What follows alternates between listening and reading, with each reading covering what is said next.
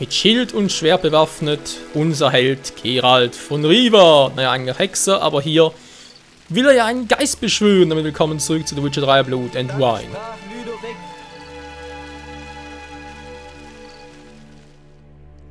Ich akzeptiere eure Gefolgschaft und kehre in einem Jahr zurück, um... Ah, seht nur! Die Statuen! Unglaublich! Ihr Götter! Mutter! Mir bleibt keine Wahl. Wieso sind die lebendig? Ja, vielleicht sollten wir vielleicht mal bessere Rüstung und so weiter anziehen, ne? Vielleicht wäre vielleicht nicht ganz so schlecht.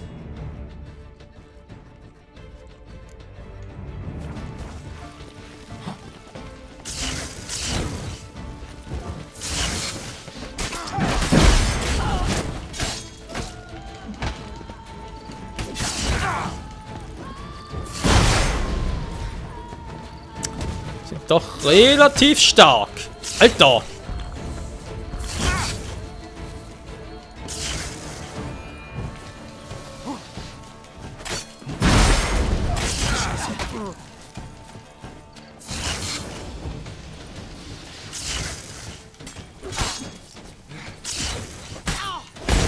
Scheiß Magierin, ey.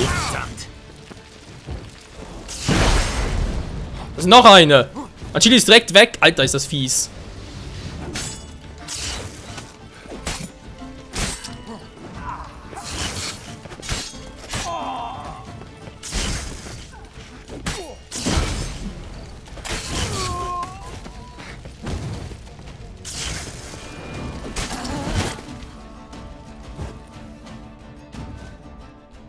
Die Statuen sind zum Leben erwacht. Durch welches Hexenwerk? Weiß ich nicht. Ich töte Monster und belebe selten welche wieder. Vielleicht weiß ich, was passiert ist. Diese Statuen standen mal im Palast des Divetav. Ich habe sie vorigen Monat erworben, weil... Vielleicht sollte ich von vorne anfangen. Divetav war den Menschen tributpflichtig. Er hat jedes Jahr solche Statuen hergestellt. Bis er 782 im Andalin-Massaker am Fuße der Gorgo getötet wurde. Und das war ein Glück, denn Divetav hatte Ludoviks Untergang geplant. Es waren keine Statuen, die er geschaffen hatte, sondern getarnte Golems, die durch Worte der Anbetung erweckt werden sollten und die den König und seine Leibwache in buntes Konfetti zerpflückt hätten. Typisch. Bei jedem Verrat sind Elfen im Spiel. Ihr seid nicht besser. Die Elfen haben nur ihr Gebiet verteidigt. Und ihr Menschen wart damit nicht zufrieden. Ihr musstet sie auch noch umbringen. Jeden Einzelnen. Ihr? Was soll das heißen? Du bist doch auch ein Mensch. Ja, in gewisser Weise. Aber manchmal schäme ich mich, das zuzugeben. Deine Worte sind falsch, Hexer. Aber du sollst nicht mit leeren Händen gehen. Nimm dies, deine Belohnung. Leb wohl. Ja. Der Fluch der Vergangenheit. Alter, geht's uns gerade mies. Dann ganz kurz gucken. Ja, natürlich, altes Elfenschwert ist trotzdem... Oh, das ist sogar besser, sehe ich gerade. Bisschen aktuelles. Plus 11 Schaden, ja gut. Ich frage mich nur, ob wir wirklich noch ein Schild behalten sollen. Ich meine, ganz ehrlich, ein Schild. Naja, ja. Bringt so gesehen also, wie es aussieht, nichts. Dann können wir es natürlich belassen. Aber jetzt da echt nichts mehr in Taschen. Alles abgelegt, war. Gut, ich muss mal ganz kurz meditieren. Ich habe mir doch ein bisschen mehr Schaden gemacht, als ich eigentlich wollte.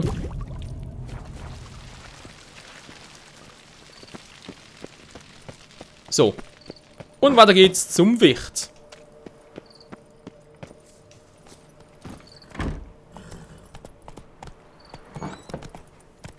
So ist gut. Oh. Ja, kommt noch der andere damit. Ja, fällt noch ein bisschen was bis zum Level up. Und ich sollte auch mal den Typen aufsuchen. den uns Triss empfohlen hat, dieser Mutagen-Master.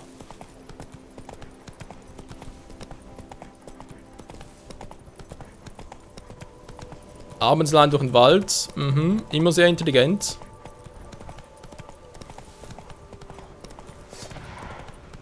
Neblinge. Oh, nö, muss das sein. Ja klar, es ist ja neblig. Barkästen. Kein gutes Omen.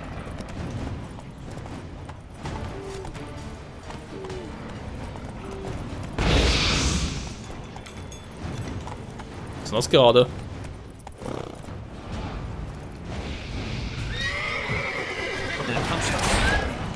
Regius. Alles voller Löwen.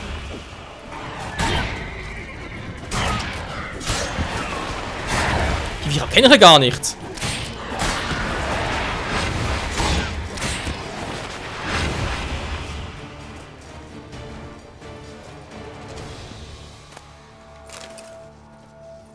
Ein bisschen Essenz kann sicher nicht schaden. Zack. So, was sind das für Bestien?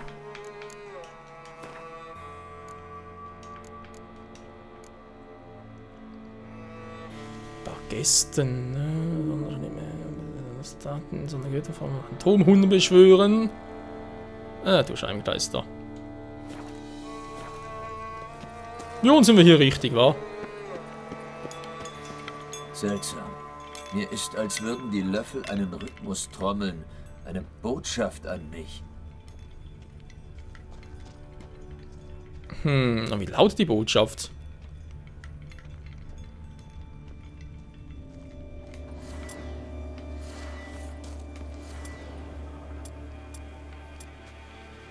Alle Bolzen, explosiven Bolzen. Ja, nur 12 Stück davon war.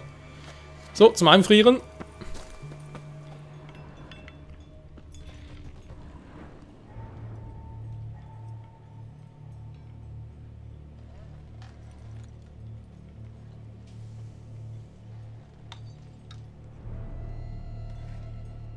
Niemand soll mit dir an der Tafel sitzen. Kein Löffel soll dich sättigen. Nie wieder sollst du in den Spiegel zu blicken wagen. Klingt tatsächlich wie ein Fluch.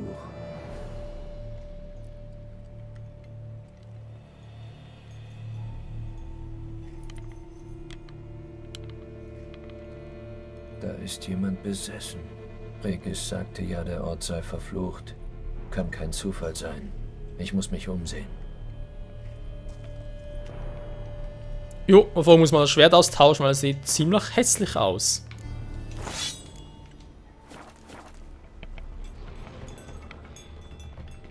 Was für ein Schweinestall. Muss ihn gründlich durchsuchen. Vielleicht finde ich etwas Wichtspeichel. Der Wicht ist besessen. Ein echter Sammler. Der Wirt ist von Löffeln besessen. Ein ganz normaler Löffel. Etwas angejahrt vielleicht.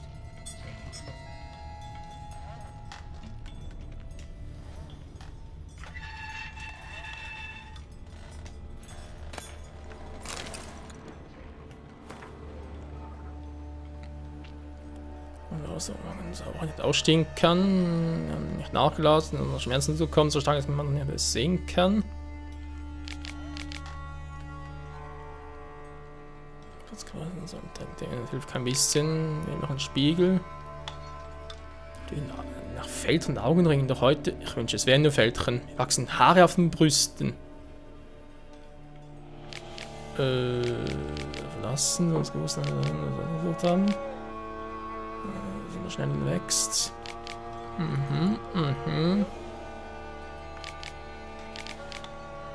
Denken, kaum schreiben, Einsamkeit, keine Familie, Essen, ich will essen, kein guter Löffel, leerer Löffel, nichts zu essen, es tut weh. Spiegel, Löffel, Lügen, nein. Ah! Das Mädchen hat gemerkt, dass sie allmählich zum Monster wird und hat es aufgezeichnet.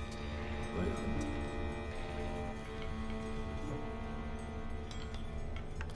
Ach so, deswegen Spiegellöffel. Ja, ein Löffel kann sicher spiegeln, wa? Kein Löffel soll dich sättigen.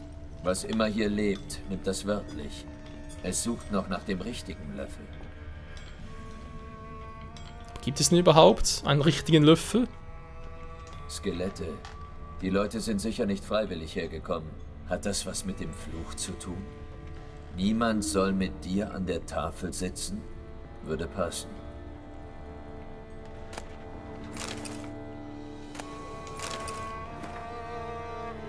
Lieber Meister Leviasseur, Verdienst. Hat damit nichts zu tun, wa? Kräuterfrau erhielt, okay.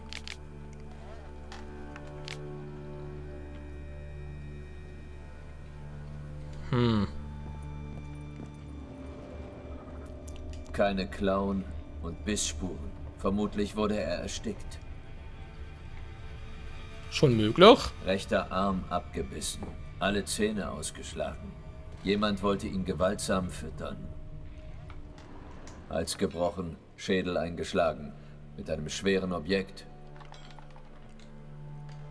Ja, komm, ich will hier vorbei. So.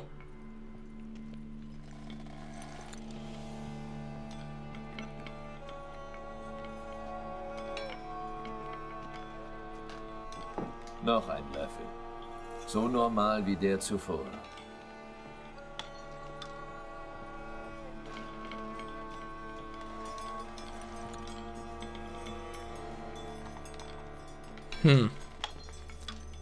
Es wird spannender und spannender. Wo ist der richtige Löffel?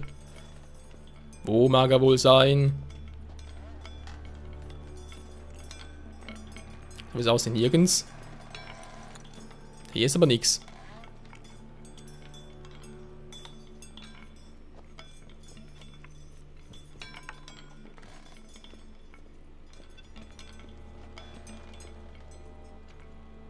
Der Wicht ist besessen. Ein echter Sammler. Ja, so ist mir bereits Geralt. So muss offenbar irgendwie genau hier hin, aber hier ist nichts.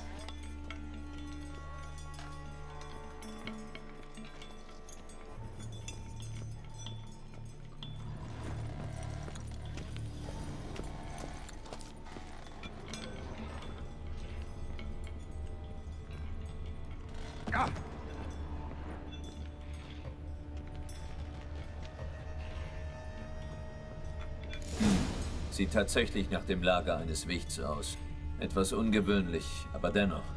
Sicher ist sein Kessel hier irgendwo. Ein ganz normaler Löffel. Etwas angejahrt vielleicht.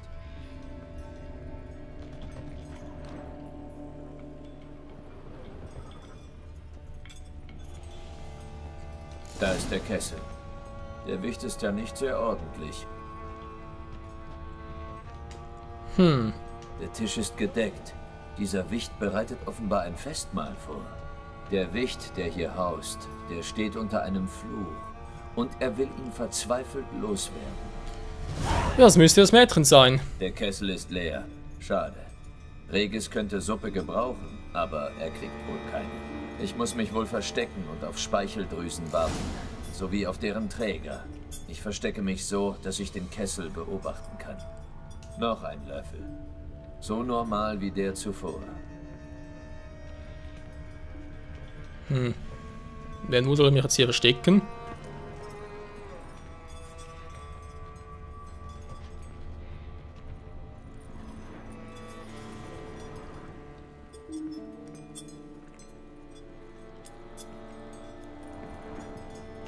Oh, ja gut, mit Blick auf den Löffel, auf den Kessel vor allem.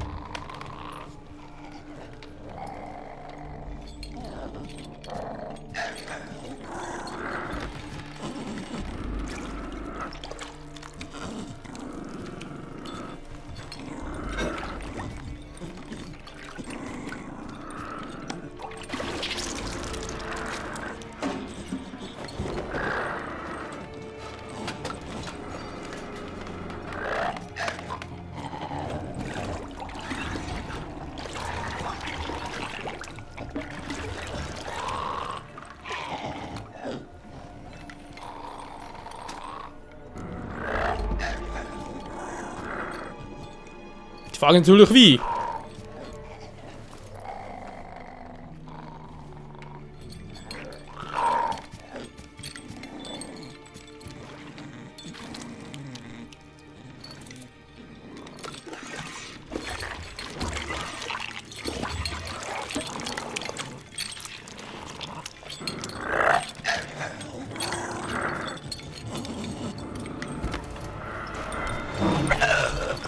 Ich tu dir nichts. Ich will dir helfen. Ich habe die Worte des Fluchs gelesen. Ich glaube, ich weiß, wie man ihn aufhebt.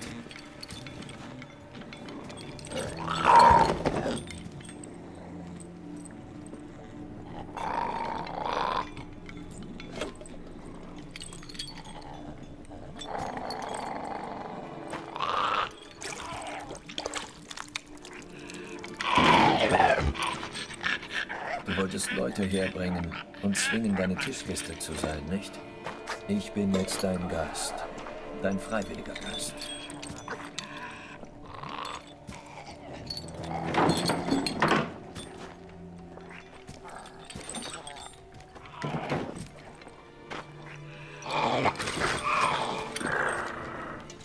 Noch etwas für Regis nehmen. Und jetzt bist du dran.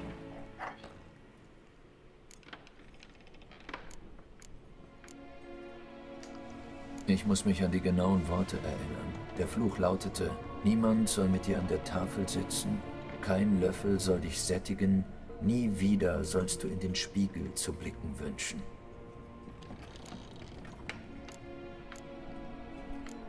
Jo, kein Löffel soll dich sättigen, also, ja, ohne, oder?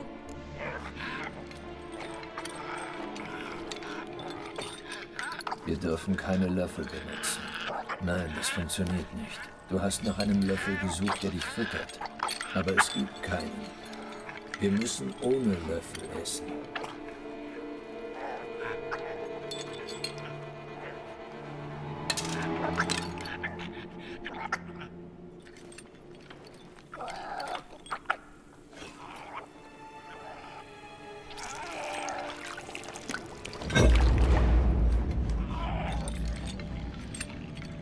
Öffne deine Augen. Du musst sehen, wie du aussiehst.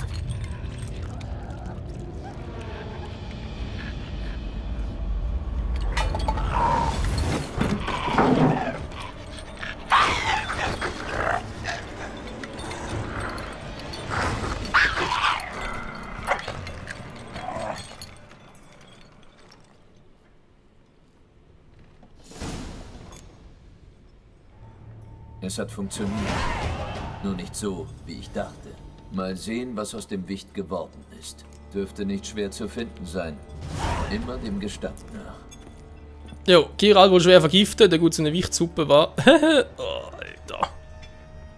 Ich dachte echt, also im ersten Augenblick dachte ich so, ja, klingt logisch, was wir gerade gemacht haben. Im zweiten Augenblick dachte ich so, nee, wäre das zu einfach. Und im dritten dachte ich plötzlich, ups, Geralt ist jetzt tot.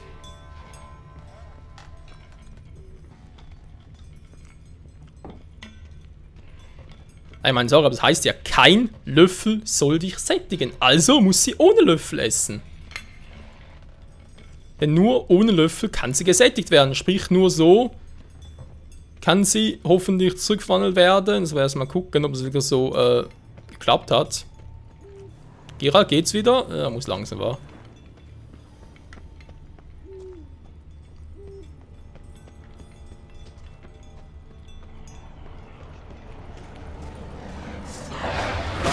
Komm näher.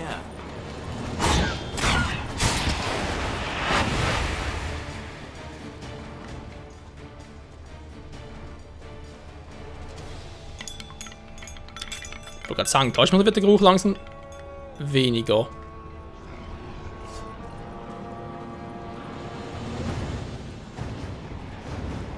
Hä? Steht da fest?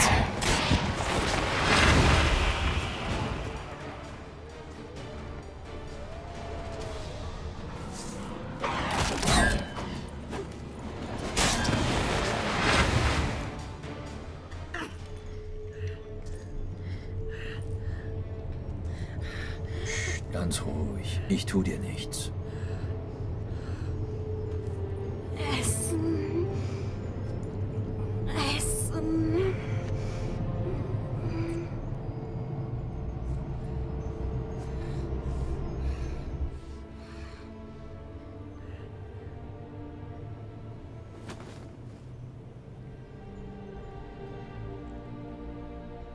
Ich bring dich in Sicherheit.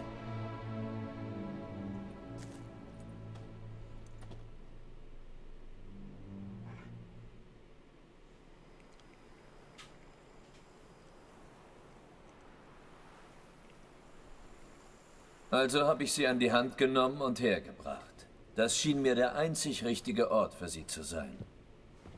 Das war richtig so, Herr. Hier wird sie sich schnell erholen. Keine Sorge, Herr. Ich kümmere mich um alles. Hier ist sie in Sicherheit und in guten Händen. Sie kommt bald wieder auf die Beine. Das könnte etwas dauern. Sie hatte 100 Jahre lang nichts gegessen, als ich sie fand. Schrecklich. Wie kann sowas sein? Sie hat mir auf dem Weg hierher ihre Geschichte erzählt. Ihr Name ist Marlene. Einst war sie die sehr schöne und stolze Erbin des Trastamara-Anwesens. Eines Abends, als sie ein Bankett für Freunde gab, kam ein Bettler ans Tor und bat um Almosen. Er hatte eine Schüssel und einen Löffel dabei. Er saß vor ihrem Zaun und wartete. Ich habe von dem Brauch gehört. Ein uraltes Gastrecht, das jeden verpflichtet, einem Gast Speis und Trank zu geben, damit dieser nicht hungrig geht. Diesen Brauch zu verletzen, bringt großes Unglück. Marlene hatte für die alten Bräuche nichts übrig. Sie jagte den Mann fort und sagte, sie würde die Reste von ihrem Fest lieber den Hunden vorwerfen, als dem Bettler was abzugeben. Der Bettler zerbrach seinen Löffel und sprach einen Fluch aus. Sie war schön, also sagte er, dass sie nie wieder in den Spiegel zu blicken wagen würde. Da sie Feste liebte, schwor er, niemand solle je wieder mit ihr an der Tafel sitzen.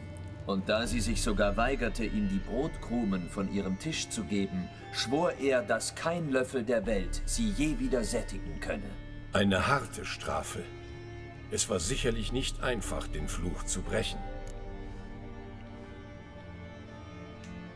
Flüche sind vertrackt. Sie spielen mit der Ironie. Man muss immer den Haken an der Sache finden. Marlene hat jahrzehntelang nach einer Lösung gesucht. In einen Wicht verwandelt hat sie Löffel geklaut und Menschen zu sich nach Hause gelockt, damit sie mit ihr speisen. Das hat nicht funktioniert. Und was hat funktioniert? Jemand musste eine Mahlzeit mit ihr einnehmen. Aus freien Stücken. Man musste ohne Löffel essen und sie dazu bringen, ihr Spiegelbild zu betrachten. Das ist alles? Nur das war notwendig? Die einfachsten Lösungen fallen einem oft erst sehr spät ein. Außerdem ist es als Wicht schwierig, einen Menschen zu finden, der freiwillig mit einem speist. Das kann ich mir denken. Aber nun ist es endlich vorbei. Mach dir keine Sorgen. Hier ist sie in guten Händen. Ja, das denke ich auch. Übrigens, haben wir wieder genug Geld dabei, war. Langsam gefällt es mir hier. Vielleicht sollten wir einfach noch mehr renovieren und umgestalten. Was denkst du, Barnabas Basilius? Wie du wünschst, Herr. Wollen wir uns diesmal um das Haus oder das Gelände kümmern? Ich denke mal um das Haus. Ich habe über die Außenwände nachgedacht. Vielleicht ein frischer Anstrich oder Ausbesserungen? Dürfte ich einen Vorschlag machen? Warum unterziehen wir nicht alles einer allgemeinen Renovierung? Früher einmal habe ich solche Arbeiten bei Admiral Rompaillis Sommerresidenz beaufsichtigt. Das Ergebnis war atemberaubend. Nicht nur die Residenz hat danach gefunkelt. Wir haben auch noch Platz zum Ausstellen der Rüstungen und Waffen des Admirals geschaffen, die dieser mit Begeisterung sammelte. 5000! Ich muss darüber nachdenken. Ich verstehe. Natürlich. Ja, Gelände. Wenn wir schon beim... Wenn wir die Gestaltung des Geländes nach Beauclairer Art beibehalten und du beispielsweise keine großen Löcher graben willst, um dort Monster, Kadaver oder verfluchte Schätze zu vergraben, bin ich dafür, Herr. Ich muss von Zeit zu Zeit an meiner Rüstung arbeiten. Hier ölen, da verstärken. Ich könnte einen guten Arbeitstisch gebrauchen, wo ich das alles machen kann. Admiral Rompaillis hatte einst einen Spezialisten angeheuert, der die besten Rüstungsschmiedetische diesseits der Yaruga hergestellt hat. Ich werde ihn sofort kontaktieren. Jo. Gut, bestelle mir so einen Tisch. Sofort, Herr. Ich denke, es wird höchstens einen Tag dauern, bis er... Brauchst du sonst? Ne, denke, aktuell ist alles gut. Das war für... Jo, denke ich auch. Wow, der 1000 Erfahrungspunkte, krass. Der würde sie noch viel Kohle haben, war. Oh, ich würde ihn nicht hier am besten, ja, über die ganzen. Also, ja, ich sehe es kommen, wir müssen erstmal die ganzen Quests abschließen, bis wir mal 5000 beisammen haben und dann eventuell sind wir reich genug, um uns auch noch das leisten zu können. Kann ich hier noch etwas hinstellen? Trophäe aufstellen, ja, den Faustkampf. Yeah! Geil, wow! Geh wieder zu Regis, das habe ich eigentlich vor. Am besten direkt mal einen ganzen Tag pennen. So geht's ja nicht, wa? Schade.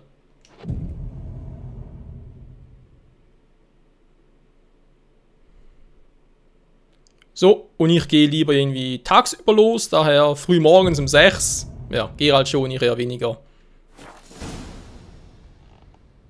Yeah, das ist ein Reparaturtisch, das ist ein schönsten, geil. Wenn ich mal dabei bin, mal ganz kurz hier ins Lager gucken. Jetzt können wir das zwar draufpacken, aber das ist eine schwere Rüstung, das passt überhaupt nicht zu uns. Und noch verkaufen, war der Faustino. Die vielleicht auch noch. Ein kleines Mangel Waffen und so weiter, vielleicht relativ viel Kohle dafür. Ja, und Geld regiert die Welt, vor allem bei The Witcher 3. So. Gut, sie ist also da oben, alles klar. Gehen die Renovierungsarbeiten? Wunderbar. Dankeschön. Ja, dafür brauchen wir 5000 Gold, hä? Das kann eine Weile dauern. Ich glaube sogar eine große Weile. Okay, dann denk mal gucken. Jo, da vorne ist offenbar etwas. Man kann das echt selber nutzen. Das Herzogtum ist klein, aber wer würde seine Beine nicht kennen? Oh, verdammte Kacke!